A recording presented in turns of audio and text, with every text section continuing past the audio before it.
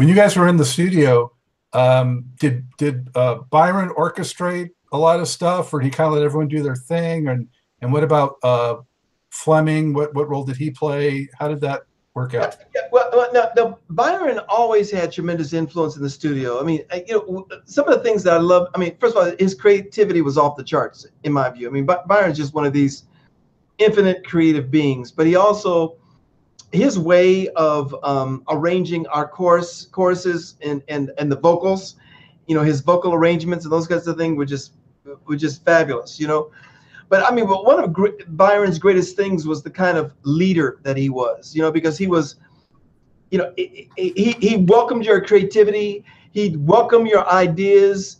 You always felt comfortable saying, "Hey, I got an idea, Byron. What do you think it is?" You know what I mean? So he wasn't by any means, but he was like, the first guy there and the last guy to leave. I mean, he was the ultimate leader when it came to that. Bo was a groove master. I mean, Bo had an ear for what he thought was commercial, hip. So, I mean, most of our songs, Bo would select. I mean, when you do an album, you've got, I don't know, 9, 10 songs, let's say, you're putting on the album, but you come to the table with 20, 30 songs, whatever it might be. And Bo would be the one that would say, this goes, this stays, this goes, this stays, that kind of thing. And he would tell you, Bo had a really smart ear too. I mean, he, real strong on pitch, but Bo was also about saying that this doesn't feel right. Give me something else. Give me a little more, but it's also, you could feel Bo in the booth. I love playing.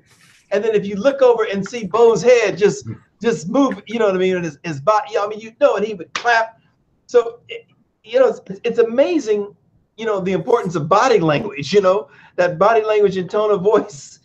I learned, couple of years later that when it comes down to communication, only 7% of communication is the actual words you speak. 38% is tone of voice and 55% is body language.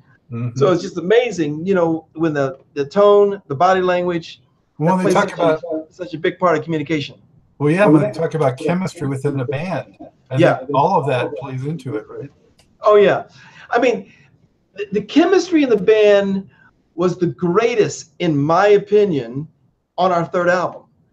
There was a freedom. There was an experimentation. There was a just a total freedom. There was the third album. There was like what I call no judgment. It was just like, we're just all in this together, working together, playing it, supporting each other. The third album had Dance, Do What You Want to Do by Keith. That was our first single, and I mean, man, what a smooth jam. I mean, people just love that song, People talk about it as being one of their favorite songs of all time is Dance, Do What You Want to Do, the groove. Oh, that's a monster jam. It's just great. I love listening to that music, And Sun Is Here, according to this, I think it was the top charting song, at least to that point. It was top 20 on the R&B U.S. chart. That's exactly right. Yep, it was the top charting song for us. Yep, it sure was. And yet, we never released I Had a Choice as a single, and I'm glad we didn't, because I Had a Choice helped the album sales go. You know what I mean? The album sales just, people had to buy the album to get that song. They couldn't buy a single. So if we look at this here, which is you? Can you see? On that one, I am the guy standing up in the white suit in the back. Here? Yeah, I think. Wait. I can't see. I think I'm next to. Man, I can't. I cannot see. Wait. You know what I'm gonna do? I'm gonna put this up so I can see this. Wait a minute. See you. I am. Oh, I'm sitting down. I'm sitting down in the white suit. Right. Yeah, that's me. All right, there we go. There's Kym. Yep. Okay. That's me. All right. That is me. So now, was that the lineup you're talking about on Sunburn, or was that the earlier lineup? What'd you say? Was that the original lineup or the third record lineup? That is the original lineup. That is the original Sun. Okay. So, how would you, if somebody asked you, Kim, how would you summarize the Sun sound? What was it? Man, gosh, I mean that is that, you know, I mean, I'd have the same struggle if you said to me, like, summarize the Earth, Wind, and Fire sound, or the Chicago sound, because the words, you know, Well, let me put it this way. What do you think made Sun unique in what they did? I think it was our melodies. I think it was the way we approached music. I think it's the way we felt it. In particular, the way, so much the way Byron felt it. I mean, the way, because he was the leader of the band. So, and Byron would mix and all of that. So I think that, Byron had, you know, his own unique edge, his own unique, interpretation of what something would sound like, and the horns, the syncopation of the horns and that kind of thing, So I think, for us, it was just like when I think about our music, and I think about how we played together. I mean, for me, album 3 and album 4 would be the most transparent. I mean, would be where the group, gelled in a special way with that set of musicians and players, of how we interplayed with each other, how we, how we were aligned musically the best together, Yeah. as a performer. For those who don't know, Byron was a multi-instrumentalist. I mean, was there Yes, he was. anything he didn't play? Probably drums, right? Man, he could sit down and hold a beat on the drums too. Yeah. He could play a beat. Yeah, he could. Byron, I remember those. Oh gosh, what was the name of the song on our album? Oh man, it's on the second album, and I don't know why I got it here.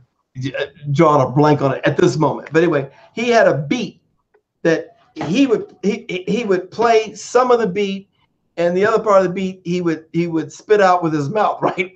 He would tell me what to do. So I had to interpret this groove that he had. So he would teach me some beats. He would show me some stuff like Byron, what is that? And I would do it, and I would perfect it, and get it right where he wanted it to be. But no, very, very talented. But you're right. He's a instrument, multi-instrument, expert. Really played a lot of things, created a lot of things too. Byron was, a lot of things that what people don't know about Byron is he's actually a scientist.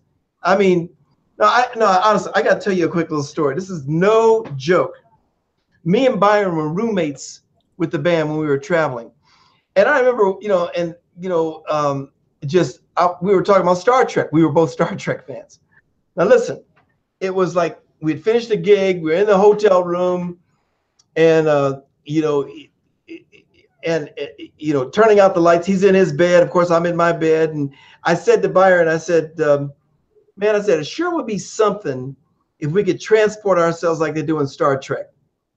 And Byron says, well, believe it or not, he says, that is not far-fetched. I said, what do you mean? He says, I mean, there's actually a formula. He says, I've actually put energy and time in thinking about how we could really do that. So to humor Byron, I said, oh, really? Well, what's the formula? That was at midnight. Byron started talking. Swear to you, at 5:30 in the morning, I wake up, Byron's still talking. Byron is still talking hours later. And I mean talking science. I mean talking formulas. So, very unique. Nobody in the world like Byron. Interesting as somebody with such an analytical mind would be able to get into the deep feeling aspect of something like funk. Oh, yeah. Oh, no doubt about it. And that was his soul. And he's never stopped. I mean, like, once I left the band, I got into, I left the band in 1981. We were down in Brazil. That was our last gig. Big gig. We're down there for a month. And I love the band. I love the opportunity that the band gave me. But but I was also, listen, and you guys have heard, everybody's heard this. Bands are like, again, like a business. It's up and down. It's up and down. I mean, in 1978, when we came out with Sun Is Here and the Sunburn album, that album went gold. And that is also the year that we went on tour with the OJs. The OJs had just come out with She Used to Be My Girl. Mega hit for them. The OJs selected us to be, their opening act. So in most cases, we opened a whole tour that year where we're playing with the OJs. And we also were flying Lear jets. We were playing all over the place. We were getting double booked all the time. When I say double booked, we were playing one place at, 5 o'clock in the afternoon at some outdoor concert. Then we leave and we fly to someplace else and play an evening concert someplace. I mean, it was just, we were doing multiple dates and everything. I remember, and so money's coming in, royalties. Fortunately, I wrote some songs, so I had writers' royalties coming in and everything else. And so, but you think that's going to continue. You think the next album is going to be just as good. You think the next one's going to be just as good. And you know what? It's a blessing when these albums sell and these things go. But you aren't prepared for how quickly something can turn on you. Things can ramp up for you really fast, and things can also turn on you really fast. And but I just remembered that gosh, I was tired of the up and down, and I just felt like, what, if I can't be positive, if I can't approach this with a positive attitude and affirmation and everything else, it's time for me to go in a different direction. So it was painful, but I left the band then, and then I ended up trying to get my own deal, and had what I thought was some really great songs. I had several record companies call me back. I had companies call me back, and I'd hear on the voicemail at home, they'd say, "Hey, this is Atlantic Records. We love this music. Call us back as soon as you can. We want to talk about signing you." What kind of stuff were you doing on your own? I was doing, my stuff was more popish, funkish. It was a pop mix blend. It wasn't as funky. Like, I wouldn't be doing songs like Long Drawn Out Thing. It wasn't that kind of funk. It was more popish, more like I Had a Choice and things like that. It's just a different blend. This is a different blend of stuff, And I had a tendency to write that way. But I'd get calls like that, very excited. I'd call back and they'd never return my call. And I'm thinking to myself, wait a minute, you called me, you told me, you left a message telling me you love my music, you call back as soon as you can, you want to do a deal with me. To now, when I call you, you're ignoring me and don't call. I mean, that happened more than once. It's just like you say to yourself, like, what happened? And but you can't dwell on it. You have to keep moving. And so I remember thinking, it's so funny, Scott, you talk about business. I remember thinking to myself, okay, how can I keep a consistent flow of income coming in so I can pay my rent, pay my bills, all that stuff? How can I do that and at the same time free myself up so I can do music? So I had the big idea, you know what? Let's produce some jingles. I know I got all these musician friends. I got incredible musician friends that play. Why don't I go ahead and write some jingles? And the money that I make with jingles can supplement my income so I can spend more time working on original songs. Well, Scott, I started doing jingles, and I mean, we got busy. We started winning awards. I got so busy doing jingles. Listen to this. I was working in a studio in Xenia, Ohio, which is outside of Dayton. And this guy had built a studio in a home, and he customized it. It had a 16-track studio inside there. And this guy, I was doing so much business for him that I had another studio contact me and said, listen, we'd love to have you at our studio. It was in Dayton. We'll cut you a better deal than the studio you've got now. We've got newer equipment. Why don't you come here and do your work? I thought, you know what? Perfect match. I go back to the studio in Xenia and said, hey, partner, I appreciate the time we've had together, but I'm moving to a new studio. He says, no, you're not. I said, what do you mean? He says, you're the biggest piece of business we've got. If you're going to a new studio, I'm going to sell my studio to you because you're my business. And I ended up buying his studio and bought his studio. And I mean, we're turning out jingles like you won't believe. But guess what? I didn't have time to work on my own music. There was that jingles all of a sudden. Jingle all the way. You know, I'm having people contacting me for not just jingles. They're saying, "Hey, can you handle my advertising? Can you come up with some new ideas for me?" I mean, so next thing later, 15 years later, I've got an advertising agency with over 40 employees. I've won over 200 awards of excellence, and I'm like busy.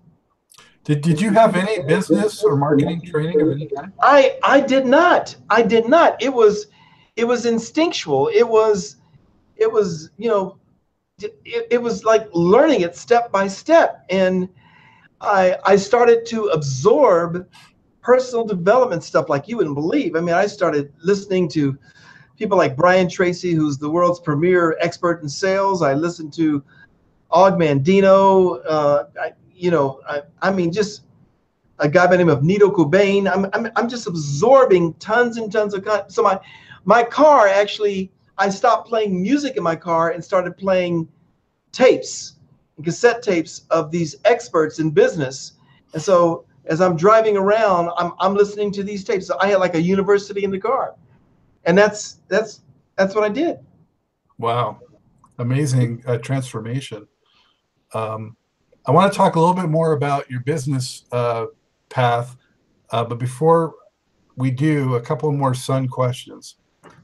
And also, I wanted to mention on the, I think it was the fourth record, Destination Sun. Was that the fourth one? Yes, Destination Sun. Radiation Level, killer track.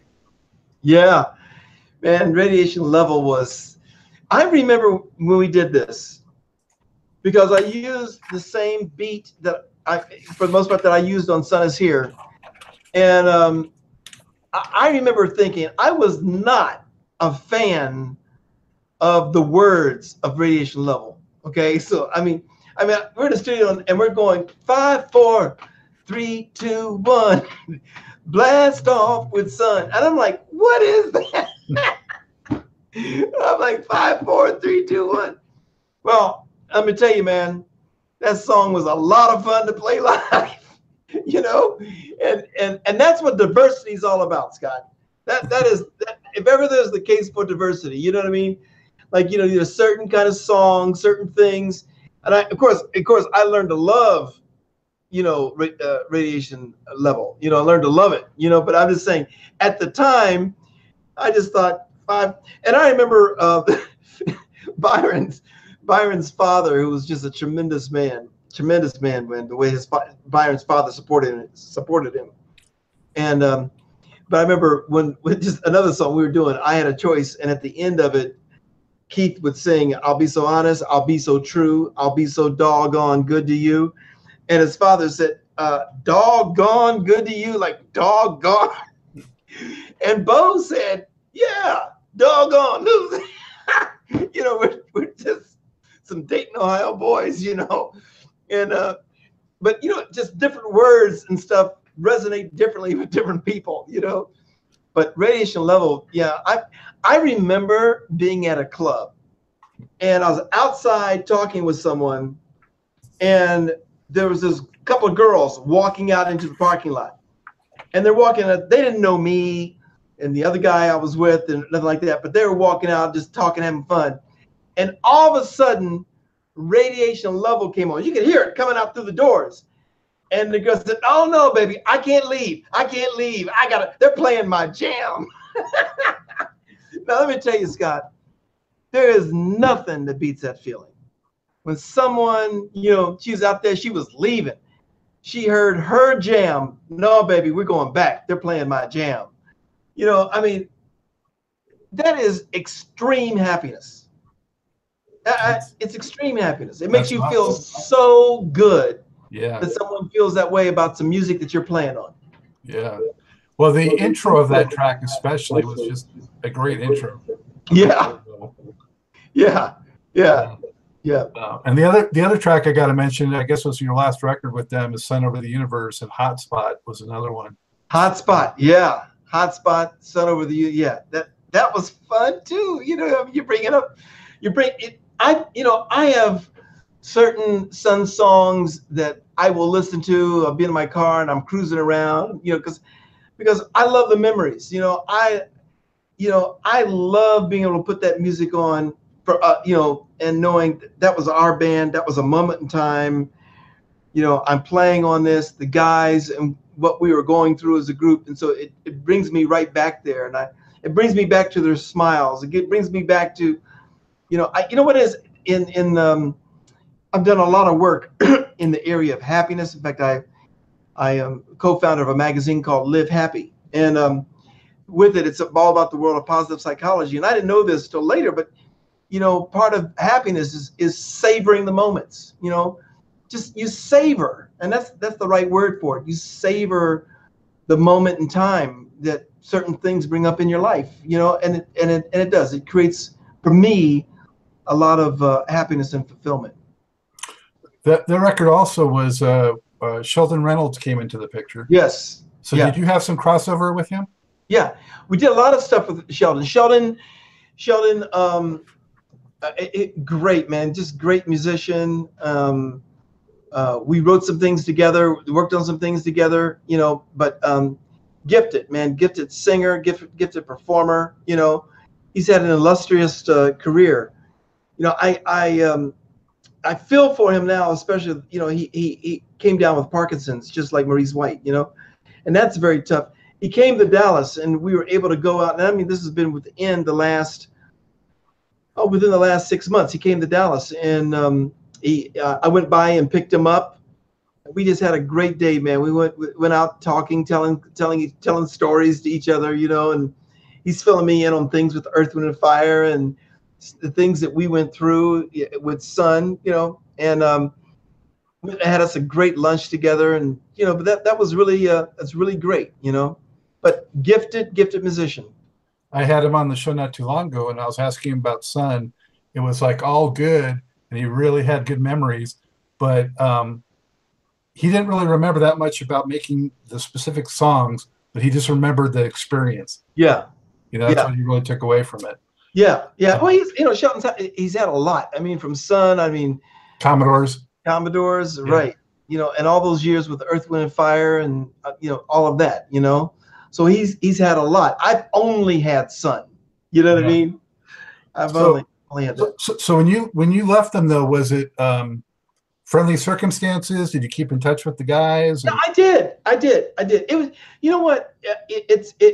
It was friendly. Of course, it was friendly and respectful, but I also I had to focus on a whole new world for myself. You know what I mean?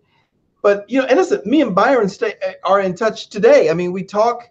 I'll call him. He'll call me. He lives in London, and so we're in touch. I'm not in touch with the other guys as much. Gary King, who played trombone, is back in Dayton.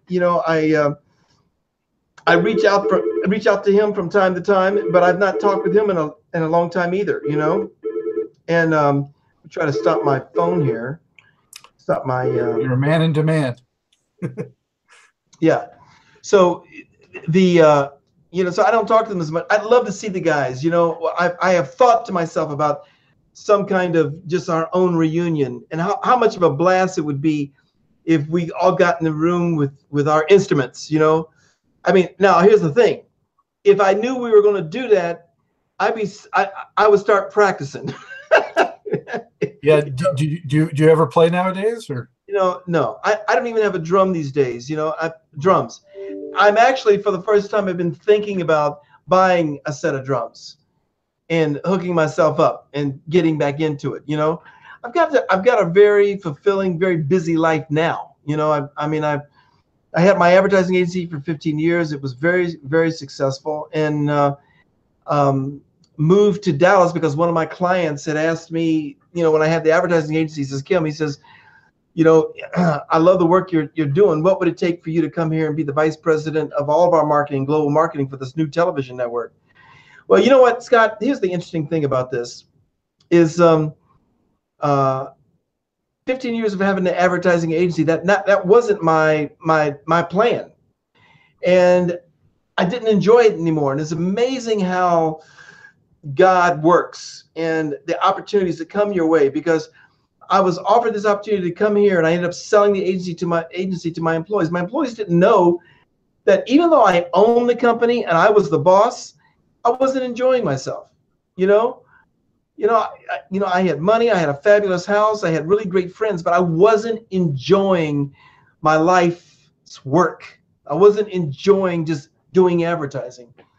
So I came here to launch and help a company build a positive TV network, which was later sold to another company, which is all good. But it got me here. But I'll tell you, 18 years ago, my wife and I decided to do something together, and I saw an opportunity with what was going on the internet, and and I thought, here's my wife is here. She's got her master's degree. She's really smart, and she's doing consulting work. And I realized, I said to her name is Sandra. I said, there are companies here that are looking for you, and they can't find you.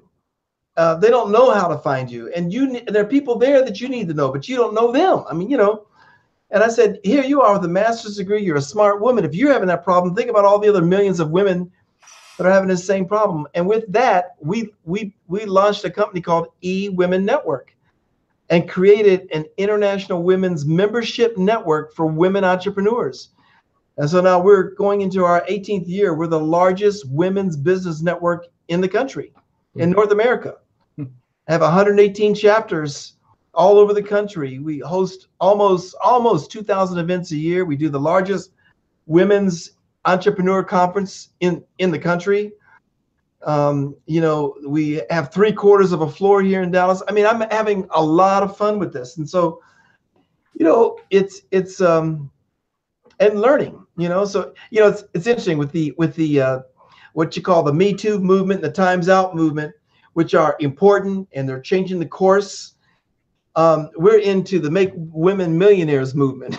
So everything we do is, all around how to help 1 million women each achieve $1 million in annual revenue. So, and we got a plan and a process. So our movement is the $1 million women's movement, and I really love it. I really enjoy it. Wow, that's amazing. So I bet you had no idea it was going to grow to what it became. No. And here's the thing. With almost any business or anything you do, in most cases, not all, but most cases, it never grows as fast as you think it's going to grow. It never gets as big as you think it's going to be. And it's never as easy as they told you it was going to be. Everything takes time. It just takes time and development. And sure, though, there are those things that, that seem like they're overnight successes. But, there's a lot that goes into anything that any of us do, I mean, same thing with what you're doing, where this will lead and evolve and what it does for you. But I think as long as you're doing something that is meaningful, that brings purpose to your life, that is, that you would be proud to tell people what you do, as opposed to saying, I don't want them to know what I do. You know what I mean? I think, I know above everything else that, what we're doing is making a difference. And that difference really fires me up. It really does. Well, typically what you're describing is something that is helpful to others. Yeah. Before I let you go, I want to ask a couple more questions, Okay. Kym, if I could. One is, and first of all, congratulations on all your great success. Oh, thanks, Scott. But looking back at Dayton, a lot's been made about how it's sort of like the bedrock of funk. Yes. They just opened the museum down there. Yeah. What is it about that particular part of the country and that whole environment that you came up in that was so special? And also, why funk? Why Dayton? First of all, I give a huge tribute to the Ohio players, those guys. I mean, man, first of all, they inspired us. Secondly, we would see them, and I don't know what was going on with the musicians, because at that point in time, I know I'm playing, other guys are playing. I think, we were just like, they set this bar of what could be, of what could happen, and these bands would start to merge, and more bands would merge. I mean, but it's almost like there was a flock of energy, a combustion of all these musicians in the same age, you know, kind of, you know, in the same age, going to schools, you know, and timing, you know, because there were a lot of bands, man. There were a lot of bands that were all playing funk that you could play with, you know, and wanting more and reaching higher. So, I mean, it is a tough thing, because I've thought about that myself, about what was it with Dayton, you know, this small town and the people in that area, you know, but we fed off each other, man. I mean, I really believe we fed off each other. I think we inspired each other, the competition, the battle of the bands, you know, and other guys saying, man, let's do this. And then again, you get the Ohio Players, and they reach down and, you know, and launch a group called Slave, and you know, you've got all this swirling around you, and guys playing in these different bands and opportunities. So, I mean, my God, listen, I got a Little League picture. Let me pull this up here. Let me pull this up. I got this in my magazine. I did a story, and this is, let's see if you can, you probably can't see this too well, but this is a Little League picture. Now, on this picture is Mark from Lakeside, Steve Arrington from Slave. I mean, on my team, on my baseball team. That's great. You know what I mean? You know, I mean, just Butch Caldwell became a superstar football player. But I'm just saying, there's a lot of musicians, man, on this Little League team. I mean, the magic was everywhere. There was, you know, and there's not been anything like it. I mean, it's like Dayton right now. There's nothing going on when it comes to bands like that. There's no vibrancy like it was then. You know, it's hard to explain. But I mean, you felt like you knew everybody. And even when I was doing my jingles, man, I mean, I got Midnight Star, Jimmy Williams from the Ohio Players playing drums. I got Sheldon. I got Keith. I got all these people. Keith Harrison with Fazo, who later played with the Daz Band. Daz Band, exactly. And but my point of the matter is, you know, all these guys are there. I mean, these are the guys playing jingles with me on these songs. You know, it's hard to explain. It is a phenomenon. It really is. Yeah, I've never been there. I hope to go there someday and see the museum. But wow. Yeah. Do you have any advice for people coming up today trying to get into music? Should they instead go into advertising? No. Let me tell you. Let me tell you something. There's nothing like the music business. But you know, listen. You have to be aware that with all the passion, is you also have to be aware of the business. I mean, you really do need to read about publishing. You really do need to read about how the music business works. I mean, you just do. I mean, the thing is, you don't want to be later broke. And I mean, there are a lot of musicians out there, man, that are just so struggling financially. And, you know, they had the star and they had it there, but, you know, no one taught them anything about investing. No one taught them anything about, you know, having a plan B, or, you know. So my thing is that, you know, practice, really be yourself, you know, really be yourself. I mean, I can tell you, when you're coming from a place of authenticity, you know, when you're really speaking your truth, you know, and then listen, get out there and network. I mean, I created a business around networking. Let me tell you something. Nothing beats networking. And there's a lot of times I used to think it was silly. I used to think it was just a way to get out of the office early. I'm going to tell you, get out and network. Go to conferences. Go meet some new people, man. It's meeting these new people that you get new ideas and you get out of your world. You know, you get into something new, and always be a student. Never stop being a student. I'm constantly learning, you know. Just be a student. But listen, over and above all of that, I'm a big believer in mindfulness, man. Just, feel your butt in that seat. Feel yourself walking and you feel the wind blowing in your face. I mean, take it in. Take it in. I mean, right now, Scott, I tell my kids all the time, I said to them, kids, this is your good old day. You are walking around in your good old day, okay? I'm walking around in my good old day. I mean, I'm 63. Well, if everything bears out and I stay healthy, I'm going to be 73 one day, 83, 93. I mean, you understand? This is our golden moment. It is now.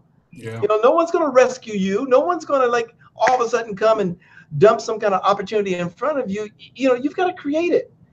So you just have to be willing to say, look, no need for negativity, no need for putting anyone else down. There's no need for talking about what isn't coming your way. What you can do is focus on the things you can make happen for you and serving other people.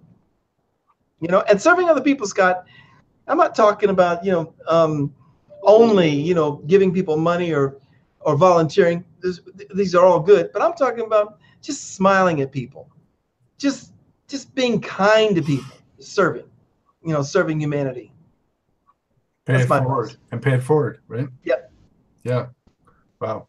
Anything else you'd like to add to the Sun fans that are still out there and still loving the music? And I listen, I want the Sun fans to know that I so appreciate them, and I cannot begin to tell you how much of an honor it is to be appreciated by you, to be noticed by you, that you decide on YouTube or whatever to click our music or go to iTunes or whatever, and you click. I just want to say to you, it is so valued and appreciated, and I just feel like you're a gift. You're a gift to me, and you're a gift to the group Sun.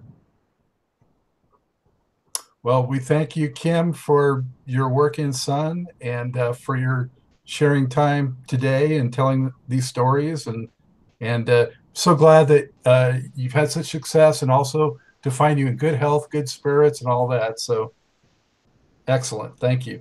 Hey, well, listen, I also want to tell you what a service you're doing for us, for all of us, and what you're bringing to us by allowing us to express, what's happened with us and what's going on. I mean, it's really great, Scott. Really, I mean, you're doing something that's very, very meaningful, and it's a lot that goes in to do what you do. Yeah, I don't take this for granted, but appreciate you too, my friend.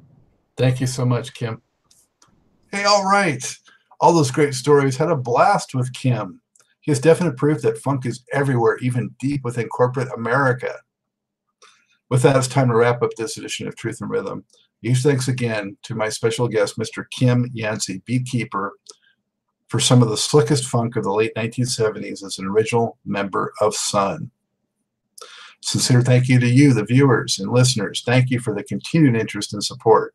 Be sure to look for upcoming Truth and Rhythm episodes and catch up with previous installments at funkinstuff.net on YouTube, iTunes, and other leading providers.